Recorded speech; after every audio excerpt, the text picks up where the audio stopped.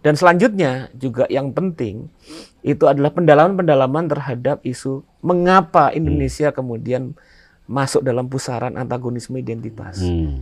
Yang mana itu persoalannya lebih mendalam dari problem misalnya terkait dengan suatu kelompok komunitas itu beragama secara kasar. Nggak hanya sekedar pada level-level permukaan seperti itu. Tapi juga lebih mendalam bagaimana kemudian kondisi demokrasi kita. Bagaimana kondisi keadilan sosial kita, bagaimana kemudian kondisi membangun kohesivitas kita dalam konteks proses demokrasi yang lebih berkeadaban.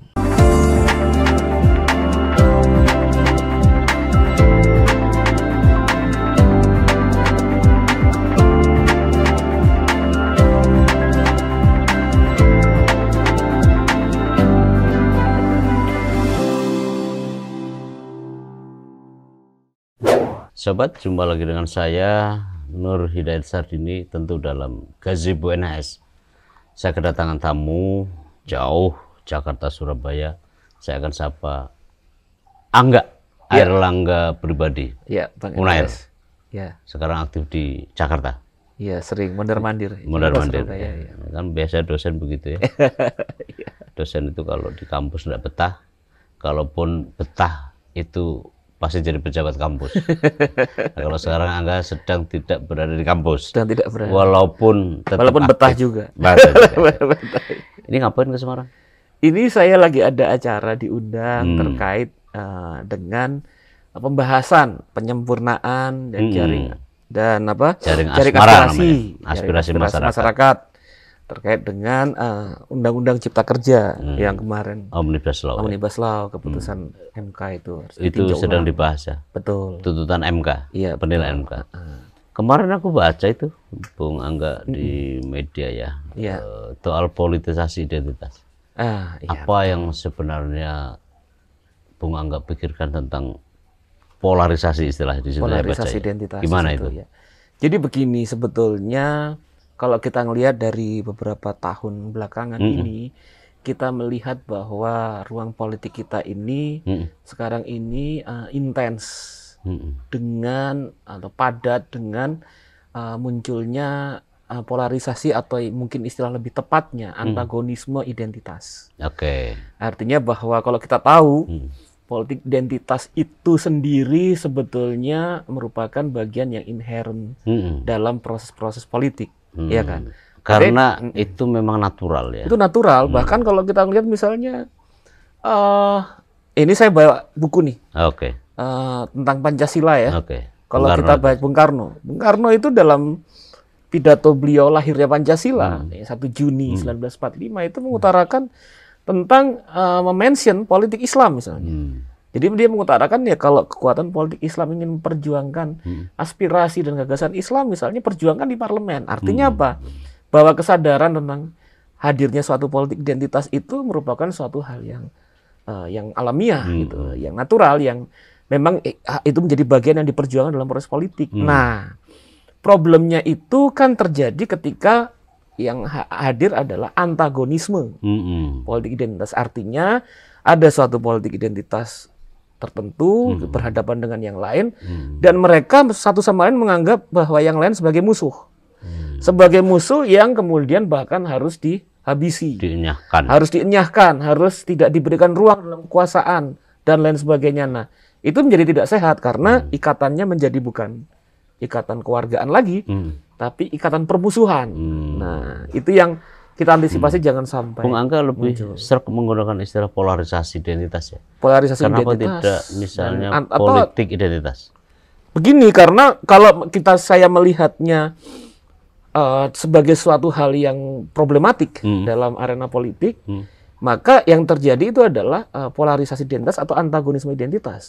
Tapi ketika suatu politik dimaknai sebagai politik identitas, saya pikir itu bukan suatu hal yang persoalan sebetulnya. Karena itu alamiah tadi. Iya, itu alamiah. Kan politik identitas. Betul. Semua kan punya identitas. Betul. Identitas primordial ada, suku agama, ras antar ada, golongan. pandangan antar golongan. Itu no problem. No problem, termasuk kemudian saya sekarang memperjuangkan agenda politik feminisme misalnya. Itu identitas, memperjuangkan tentang identitas keperempuanan.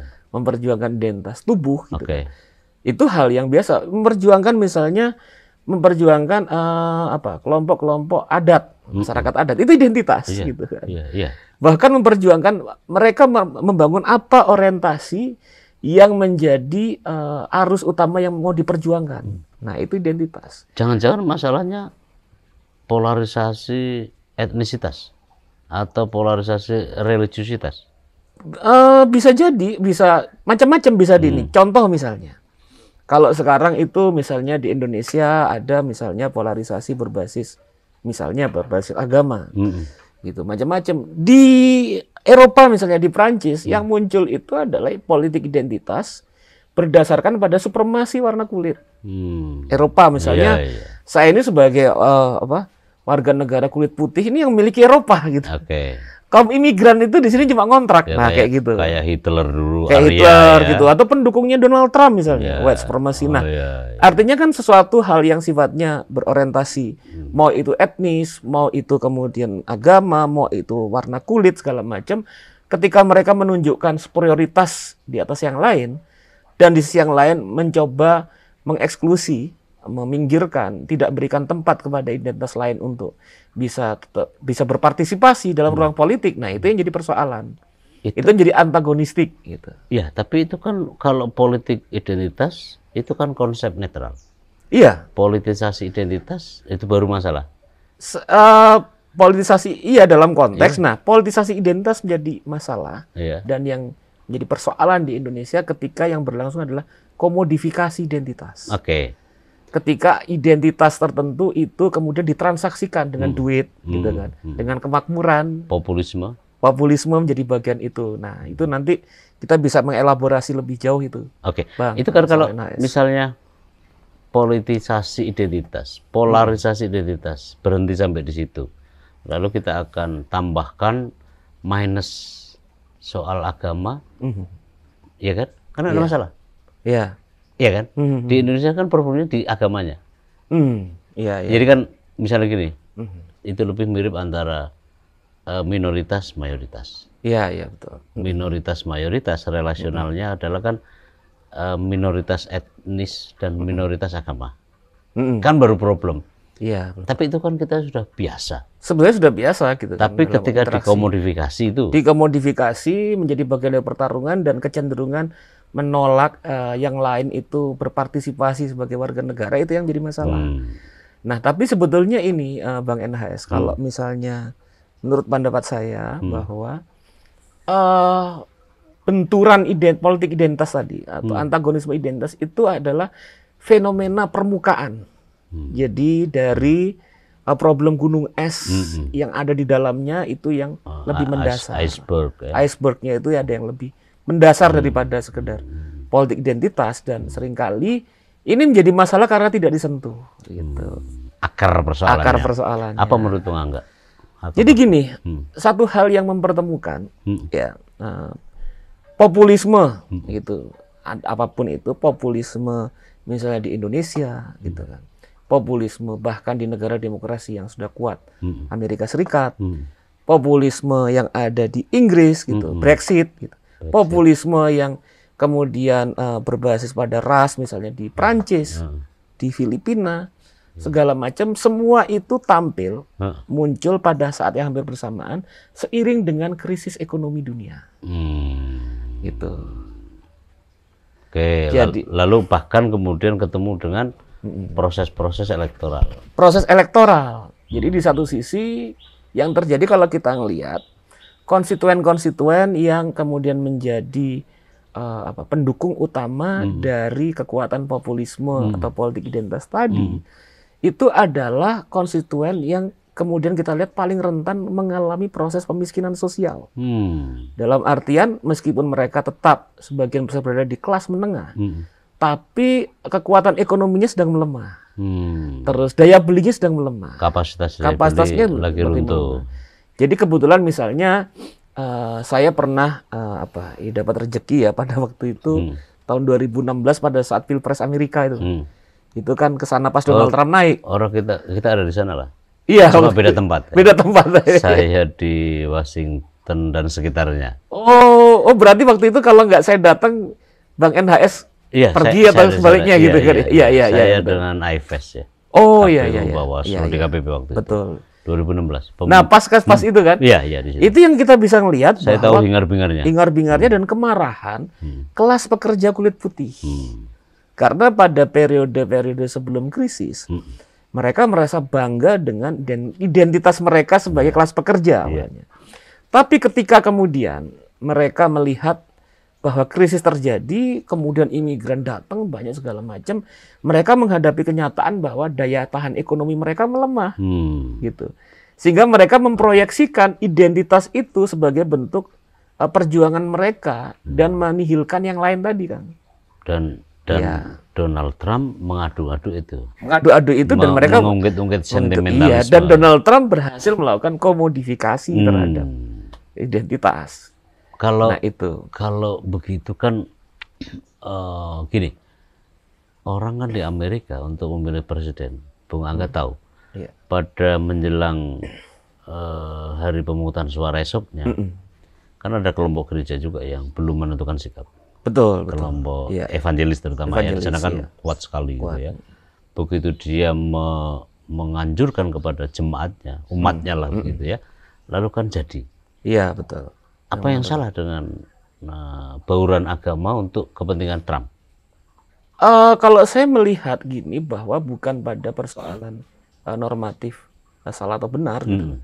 Cuma pertama itu saya lebih tertarik melihat bagaimana problem-problem terkait dengan krisis ekonomi, terus pertama, kemudian melemahnya daya tahan ekonomi dari warga. Gitu. Sementara di sisi yang lain, yang kita lihat bahwa partai-partai politik yang sebelumnya itu membangun basis konstituennya berdasarkan pada program-program politik yang demokratik dan berbasis misalnya social justice, seperti Partai Demokrat, mereka meninggalkan konstituen ini, gitu. Jadi itu problem ekonomi politiknya. Artinya sebetulnya dan kelihatannya mirip dengan apa yang berlangsung di Indonesia. Kemarahan warga ini dalam kondisi krisis tidak mendapatkan kanalisasi politik, gitu. Yang mana kemudian yang muncul adalah kemudian kemarahan-kemarahan yang langsung kemudian dikomodifikasi dan ditransaksikan oleh konglomerat yang namanya Donald Trump ini, dan dia kemudian mempersonifikasikan diri sebagai wakil rakyat gitu kan. Di American yang sedang marah gitu kan. Nah, itu yang melalui Pameo dia ya di American Great Again ya. Iya, Make American Great Again. Oke. Nah, itu yang kemudian dieksploitasi. Itu dieksploitasi. Dan tampaknya berhasil. Dan jadilah dia kan. Iya. Kalau di Indonesia kasus itu jenis. Kalau di Indonesia saya melihat bahwa satu hal yang kemudian hampir mirip ya yang terjadi pada problem utama yang kemudian tidak menjadi diskusi kita sekarang.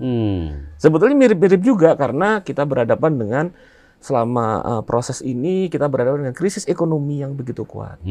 Kita berhadapan dengan misalnya kondisi yang sudah menahun ini, sekitarnya berapa puluh tahun ini, bahwa 1% orang paling kaya di Indonesia itu menguasai 50%, hampir separuh dari kemakmuran. 10% dari orang paling kaya di Indonesia menguasai 77% dari kemakmuran Indonesia. Atau 2% populasi Indonesia, 80% dikuasai oleh 2% tadi. Nah, ya itu. Kan? Ya itu. Tapi itu kan ketimpangan jadinya. Itu problem utamanya ketimpangan.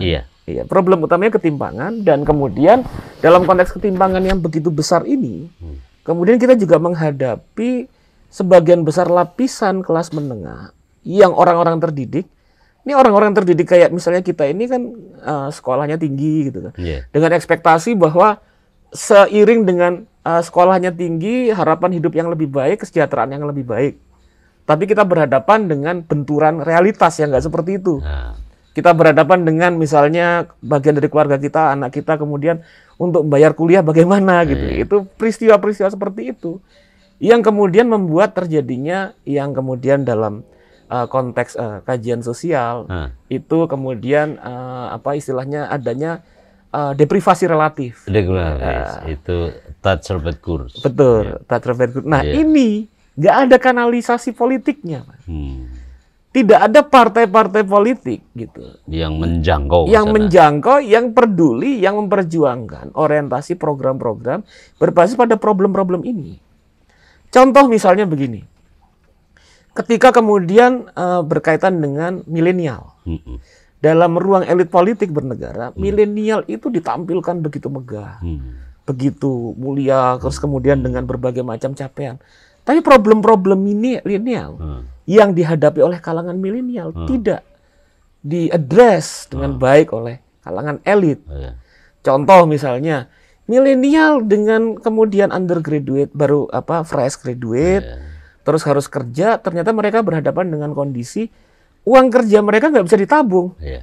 Iya kan, untuk beli rumah, untuk kebutuhan segala macam. Boro-boro saving ya. Boro-boro saving gitu kan. Makan aja susah. Susah. Sementara beban kerja mereka meningkat. Tinggi. Nah, ini kan kalau secara sosiologis dan psikologis kan memunculkan stres. Memunculkan kemarahan. Mereka bingung harus ngomong ke siapa. Dan di Indonesia itu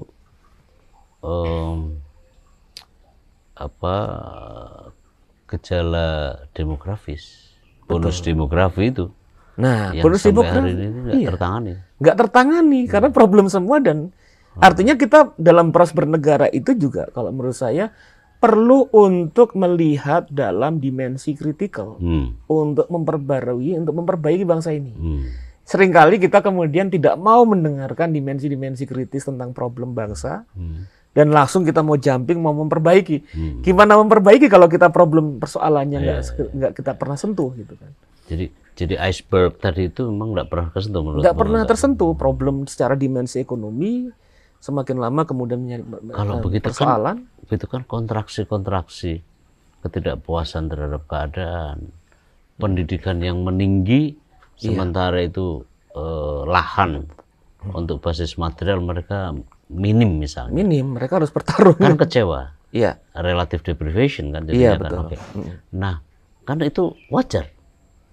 Padahal Bung Angga tadi polarisasi, ya kan pasti ada begitu. Iya, itu wajar, tapi kemudian menjadi suatu problem ketika tidak ada ruang arena politik, instrumen politik untuk bisa. Saya mau bilang bahwa apabila kemudian mengapa antagonisme politik itu di Indonesia menjadi suatu realitas, jadi persoalan. Nah, sementara kita mengkaji dan menelusurinya, itu tidak melihat dimensi-dimensi struktural yang penting untuk dipertimbangkan. Ini menarik, misalnya gini, ada salah seorang profesor dalam konteks sosiologi agama di Amerika Serikat, namanya Reza Aslan.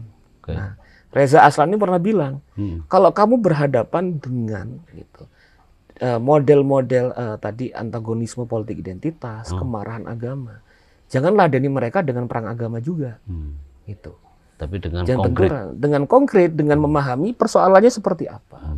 Ajak untuk sama-sama bicara tentang persoalan-persoalan tersebut dan keterlibatan negara dalam terutama institusi politik. Nah, institusi politik seperti partai politik itu sebetulnya memiliki PR dan program-program, dan mereka harus memahami problem-problem sosiologis dan ekonomi politik ini. Bung Angga lihat semua partai yang tersedia hari ini enggak mampu. Saya masih belum melihat ada program yang konkret, program-program yang ideologis dalam pengertian bisa memahami problem-problem yang terjadi di masyarakat, real gitu, dan diartikulasikan sebagai suatu perjuangan politik bersama. Karena orang lapar tidak mungkin diatasi dengan ideologi.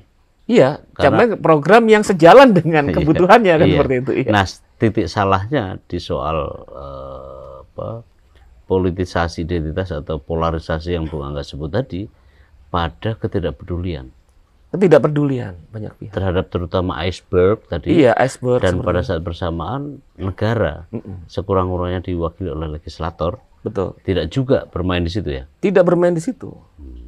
Dan masing-masing sebetulnya kita ngelihat bahwa persoalan ini itu muncul ketika apa yang saya sebut sebagai bagian dari benturan dan pertarungan antara faksi-faksi oligarki yang memainkan, mengaduk-aduk itu semua. Ya, itu yang saya pikir jadi problem juga gitu. Artinya saya mau bilang bahwa yang banyak ini terjadi itu kan bahwa problem antagonisme identitas itu seringkali difahami dengan mudah bisa diselesaikan dengan misalnya obat toleransi, pluralisme. Padahal persoalannya lebih luas dari itu. Oke, toleransi, pluralisme itu penting dalam kehidupan sosial dan berbudaya kita. Tapi ketika problemnya ada lebih mendasar daripada itu, problem struktural. Atau ya kita harus address jangan-jangan itu. karena ketidakmampuan, baiklah misalnya institusi negara, termasuk dan terutama di dalamnya pemerintah dan legislator, ini kan yang punya uang kan mereka, yang punya kebijakan kan mereka. Yang padahal aparat juga belakangan itu menggambarkan tentang politik identitas, politisasi identitas, Bung Angga sebut polarisasi, kan jangan-jangan jargon saja. Karena kata Tan Malaka itu orang lapar tidak bisa disembuhkan hanya dengan ideologi. Dia harus diatasi dengan carikan makan. Dicarikan melalui makan, kebijakan kerja, dalam jangka panjang, dalam jangka pendek, dalam jangka menengah dan itu. Tetapi jangan-jangan kalau begitu kampanye, diskursus, politik, identitas dan atau seterusnya sejak satu dekade belakangan ini, hampir satu dekade belakangan ini kan jangan-jangan hanya panas ya, hanya untuk mengedem-ngedemi gitu ya, terhadap mereka yang bersuara, yang bersuara berbeda misalnya. Bung Angga melihatnya gimana? Iya, kalau saya ngeliat kan sebetulnya pertama antagonisme identitas ini sebetulnya adalah adalah reaksi dari proses panjang yang menyejarah, terutama misalnya kemudian selama lebih kurang 20 tahun ini kita dari rezim ke rezim, dari rezim ke rezim, yang menyejarah, yang di mana kemudian urusan-urusan politik bernegara kita itu kemudian dalam kebijakannya ternyata hanya menguntungkan sebagian kecil lapisan terkait. Padahal kalau misalnya kita ngelihat bahwa ada yang menarik itu pandangan Jeffrey Winters. Winters dia bilang dalam konteks oligarki bahwa dia menjelaskan ada namanya indeks kekuasaan politik, dalam artian begini, bahwa akses masyarakat terhadap kemakmuran, apakah dia kecil atau besar, itu akan koheren dengan akses terhadap kekuasaan. Jadi kalau kemudian berbanding lurus. Jadi kalau indeks terhadap kemakmuran dari masyarakat itu semakin kecil, dia semakin tidak bisa menjangkau akses terhadap kekuasaan. Gitu. Nah, itu hubungannya ketika kemudian ternyata dalam konteks akses terhadap kemakmuran, mayoritas masyarakat kita itu hanya bertarung pada setidaknya 23% dari kemakmuran itu yang nasional. Sementara 77% itu hanya dimiliki 10%. Ya kita bisa bayangkan bagaimana akses mereka terhadap politik, gitu kan. Menimbulkan ketegangan. Menimbulkan ketegangan, stres gitu kan. Nah, problem-problem ini yang harus diurai, saya pikir. Jadi apa dong keberhasilan pemerintah? Tidak hanya pemerintah sekarang ya. Terutama kita ambil lah, ada Orde Baru. Iya, betul. Yang serius untuk menata pembangunan. Kan kita belajar berpembangunan kan dari Pak Harto. Betul. Sebelumnya kan belum kan, karena banyak masalah. Betul kan. Rezim datang dan pergi silih berganti. Sementara iceberg tadi ya, es ini, betul. Akarnya itu kan tidak teratasi. Jadi sebenarnya titik pembangunan di mana keberhasilannya loh? Nah itu masalahnya kan, kita kalau melihat pembangunan kan juga melihat titik keberhasilan, titik kegagalan gitu kira-kira. Titik misalnya ketika kita coba misalnya dari era Orde Baru lah, Soeharto. Soeharto ini kemudian menekankan pada dimensi pembangunan berbasis pertumbuhan ekonomi, ya kan. Terus kemudian pertumbuhan ekonomi dikawal oleh stabilitas politik dan represi. Trilogi lah seperti itu. Nah, tapi kemudian di sisi yang lain, pertumbuhan ini kemudian tidak mempertimbangkan bagaimana kemudian pembangunan berjalan, konglomerasi dan oligarki juga ditumbuhkan. Iya kan? Sehingga misalnya fenomena sekarang kekuatan-kekuatan ekonomi besar menguasai lahan ratusan ribu hektar, itu dimulai sejak era Soeharto. Iya kan? HPH segala macam gitu kan. Dan terus kemudian bagaimana cetak 2 juta sawah. 2 juta sawah gitu. Ternyata kan yang bermain yang bermain ternyata kekuatan-kekuatan ekonomi besar. Nah, sebetulnya dimulai di situ, itu problem utama dari sisi gelap dari proses pembangunan, saya pikir. Terus kemudian juga bagaimana problem-problem yang paling penting kalau kita melihat dimensi pembangunan dalam perspektif orientasi terbaru ya, mempertimbangkan Human Development Index, kapasitas dan kehendak warga untuk terlibat dalam proses pembangunan, atau kata Amartya Sen, development as freedom, itu enggak. Ternyata itu yang kemudian ditolak dalam perspektif pembangunan pada era Soeharto gitu kan. Nah, ternyata kemudian problem tadi oligarki, problem melemahnya daya perjuangan politik warga dalam proses pembangunan dan lain sebagainya masih menjadi warisan dari Orde Baru yang tetap terselesaikan, tak terkikis sedikit-sedikit ya, dan menggumpal dan menjadi warisan, terus kemudian memblokade. Kalau gitu misalnya begini Mangga, di situ kan dikatakan development first, demokrasi led, rest. Okay. Apa begitu? Atau yang tepat membangun Indonesia itu gimana sih supaya? Saya pikir kalau membangun Indonesia itu bahwa dalam proses pembangunan inherent dalamnya adalah demokrasi, kerja demokrasi, sehingga demokrasi dan pembangunan itu menurut saya bukan sesuatu hal yang dilihat mana yang diprioritaskan, gitu. Tapi sebagai proses pemberdayaan bersama, gitu. Dalam artian, gitu kan. Contoh nih, misalnya apa ya? Ketika kita terkait dengan apa yang saya datang tadi, gitu saya datang ke sini ini terus dijemput sama Bang NHS, itu kan terkait dengan Undang-Undang Cipta Kerja. Nah.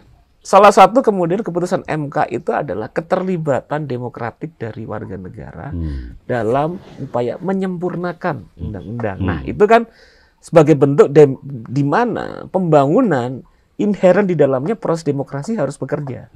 Nah, saya pikir itu ya formulasi yang harus kemudian dikembangkan ke depan, sehingga kemudian ketika warga dilibatkan dalam arena politik terkait dengan hajat hidupnya, gitu, maka hal-hal yang sifatnya stres, kemarahan, yang berpotensi melihat identitas yang lain secara antagonistik, pelan-pelan akan semakin meredup. Gitu. Orang nggak mikir membenci yang lain ketika mereka kemudian dilibatkan dalam proses-proses pembangunan untuk kepentingan mereka. Gitu kan. Oke, kembali ke soal polarisasi tadi, Bung. Kan polarisasi itu memendar gitu ya. Banyak arah, banyak segi gitu ya. Tapi saya akan ambil saja satu terkait dengan sumbangan polarisasi justru berasal secara elektoral. Kan 20% presidensial threshold. Itu kan memaksa partai-partai untuk bersekutu, berkoalisi secara paksa. Ada problem lain sebenarnya soal inefektivitas yang dikhawatirkan dalam parlemen, dan tampaknya electoral threshold berhasil di situ. Cuma bukankah itu juga diciptakan secara sengaja diciptakan? Kalau engineering, re-engineering, perkayasaan. Jadi kan kalau dalam istilah gerakan sosial itu namanya underlying factors-nya itu bersumber dari ini tadi. Iceberg tadi. Pemantiknya bisa macam-macam. Tetapi perantaranya, mediokrasinya juga berasal dari kayak tadi tuh konsep-konsep atau kebijakan tentang presiden threshold. Saya meyakini kalau agak sedikit tidak sebesar itu, ya kan, napas kita tidak terengah-engah 2 kali pilpres. Ya kan? Itu kan jelas harusnya menjadi pelajaran. Tapi Bung Angga kan tahu siapa yang menciptakan ini, kan pembentuk undang-undang. Iya betul. Ya kan? Iya betul. Nah kalau begitu apa yang salah? Atau sekurang-kurangnya kan ini kan berarti negara yang menciptakan. Lepas Bung Angga setuju atau enggak ya, tapi itu pendapat pribadi saya. Jadi yang sekali lagi konsep Angga tadi soal ya elit yang selalu menciptakan. Kita kan memilih orang. Kita sebenarnya bukan memilih orang, tetapi memilihkan orang yang harus kita pilih. Kan lagi-lagi monopoli Iya, elit. betul. Iya, monopoli. Nah, kalau gitu polarisasinya yang sehat yang bagaimana sih? Iya, kalau kita ngomong soal presidential threshold ya, saya pikir ada yang lebih fundamental daripada problem 20%. Tapi itu rangkaiannya itu kemudian kita harus merubah banyak hal gitu, termasuk pemilu serentak segala macam. Menurut saya yang persoalan itu adalah hasil kerja politik kadaluarsa digunakan untuk memilih presiden. Gitu. Maksudnya, iya kan? Hasilnya hasil kerja partai politik. Misalnya 2019 digunakan untuk membangun koalisi tentang komposisi koalisi partai politik mengusung presiden 2024. Gitu.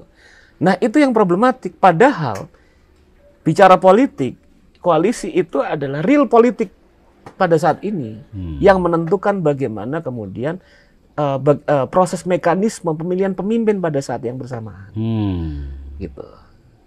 Oke. Iya, karena kan kemudian kita bisa jadi partai yang sebelumnya misalnya kelas menengah, terus kemudian mengalami proses perombakan politik, reformasi politik, tiba-tiba dia naik gitu. Nah, kan harus ada political reward gitu kan. Dalam re-engineering politik yang dilakukan. Nah, ini tidak berjalan ketika kemudian bahwa penentuannya itu berdasarkan pada pemilu yang sebelumnya. Lucu. Saya pikir lucu kan, itu barang kadaluarsa digunakan untuk ya itu salah satu problem utama. Saya pikir itu yang tapi terpaksa yang harus mengikuti karena sistem hukum kan. Iya itu. Lalu saya ingin tegas soal soal kelas menengah. Kalau saya lihat kelas menengah di Indonesia ya kayak Kenneth Young itu kan tidak perform kan. Iya. Apakah konsep itu juga masih ada sekarang? Konsep di mana kelas menengah itu tidak seperti jadi analisis Kenneth Young itu apakah masih relevan dalam konteks sekarang? Iya, untuk menjelaskan tadi peranan dalam polarisasi tadi itu juga. Iya, kalau saya lihat bahwa analisis Kenneth Young atau profesor saya ya, Richard Robinson gitu kan.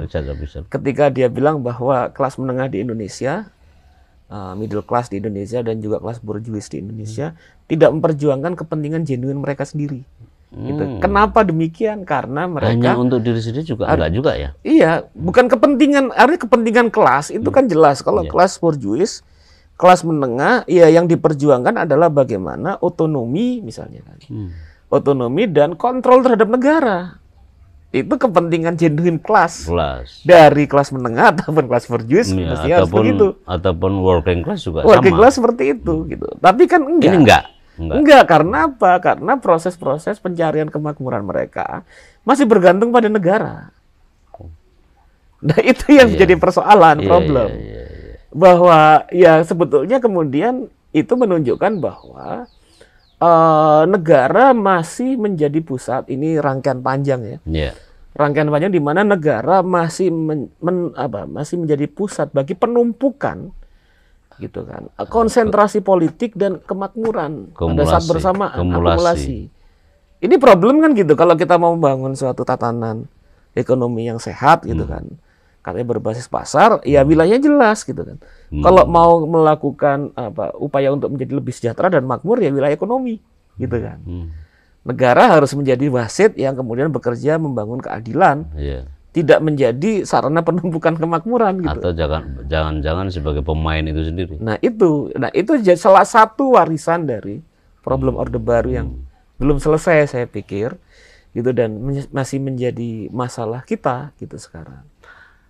Kalau begitu, konsep kawan kita tentang kartelisme, kartelian dalam ilmu, ini kan konsep ekonomi kaya, itu relevan ya.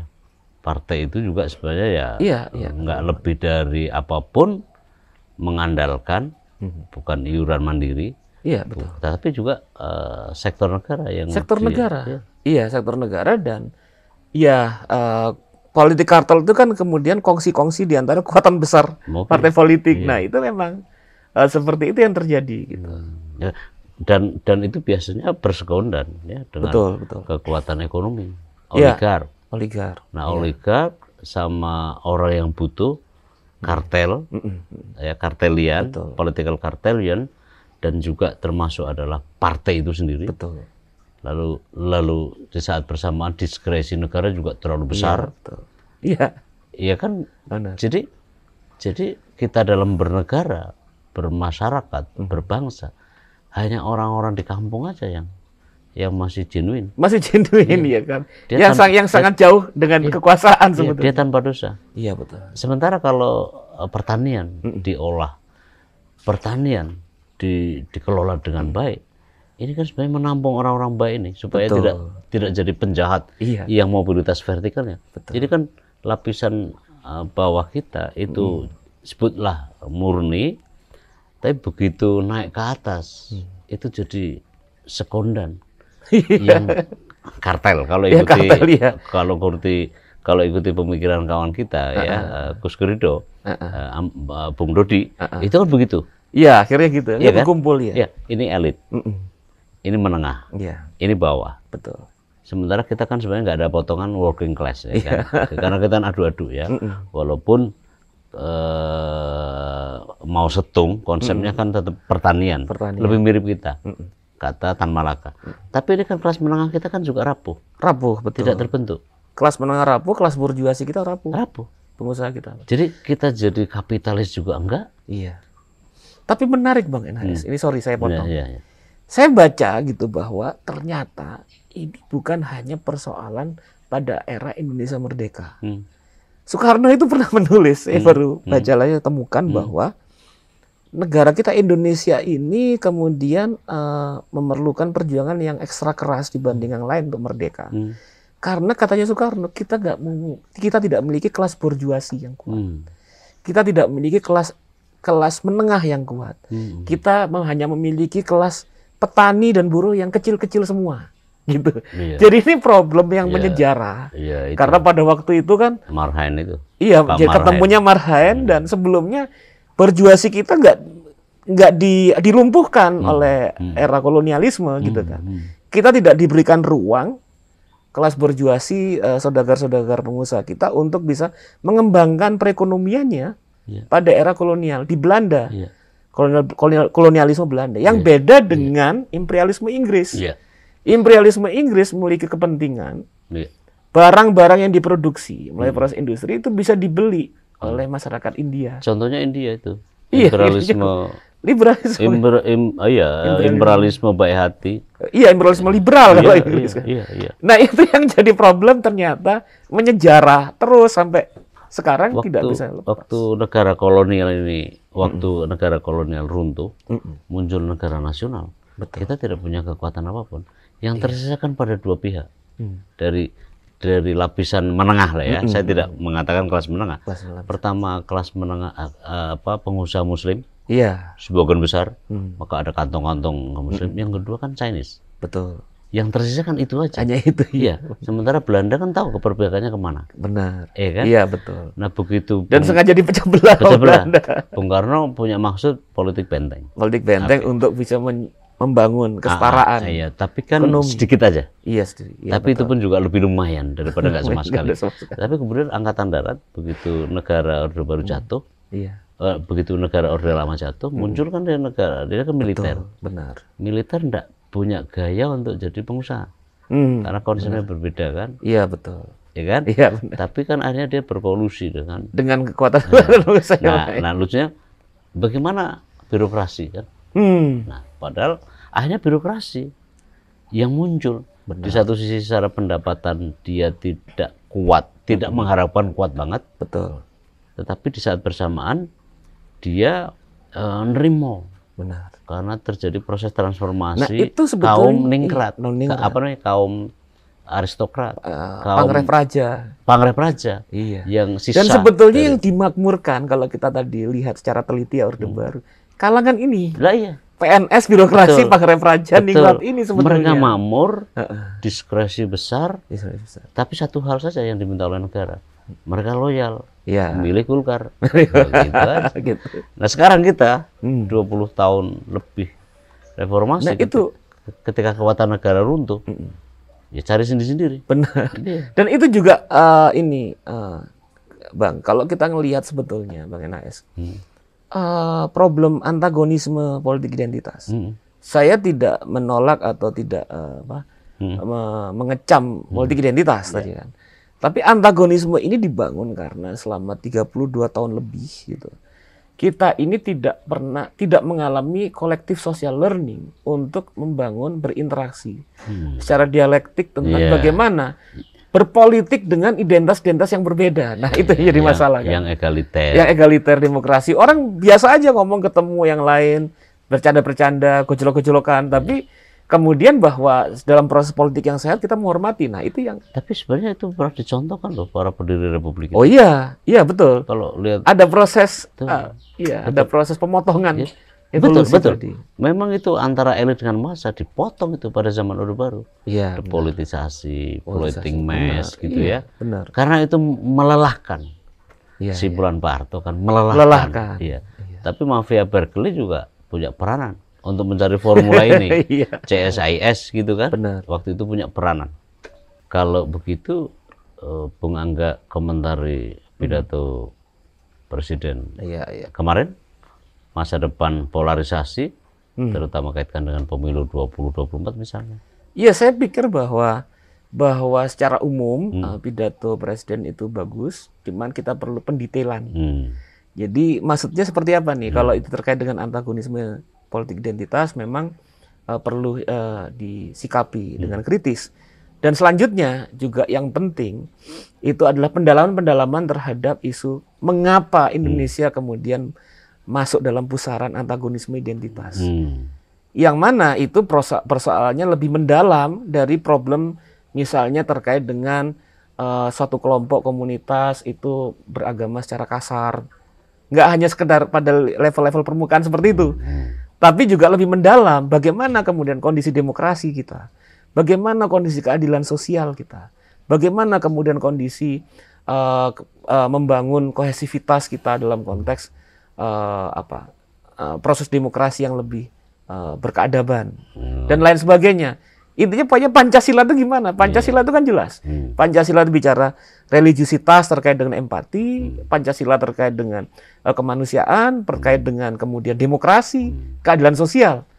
Nah, itu kita harus melihatnya seperti itu, dan bernegara memang membutuhkan pikiran-pikiran yang kritis seperti itu, saya pikir. Oke, thank you Bung Angga atas bincang-bincang ini. Kita akan soal lagi di kesempatan berikutnya. Baik, Sobat, terima kasih. Kita akan ketemu lagi di kali kesempatan. Thank you.